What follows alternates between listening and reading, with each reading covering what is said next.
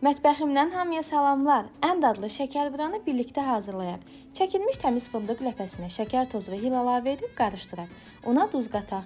Mayanı ilıq süddə həll edək. Əridilmiş kərə yağı və yumurta ilə birlikdə qatıb xəmiri yoğuraq. Əlavə un qatmağa ehtiyac olmur. Xəmirin üzərini striclə örtüb 15-20 dəqiqə gözlədək. Dincəlmiş xəmirdən hər biri 40 qram olmaqla 22 ədəd kündə hazırlayaq. Üzərlərini örtək. İlk hazırladığımız kündəni kiçik ölçüdə açaq. Xəmirin içərisinə 2-3 çay qaşığı içlik qoyub kənarlarını sıxaq. Şəkərburanın kənarlarını büküb üzərinə istədiyimiz kimi naxış vuraq. Yersiz qabarmamağı üçün 3-4 yerdən iynə ilə deşik açaq. 160 dərəcədə altı qızarana dək bişirək. Dəqiq resepti şərh bölməsində qeyd etmişəm.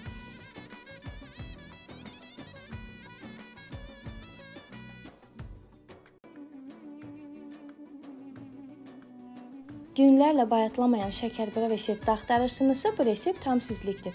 Ağızda əriyən şəkərburamız hazırdır. Siz də yaxınlarınızla paylaşıb like etməyi, abunə olmağı unutmayın. Yel çərşənbəniz mübarək olsun.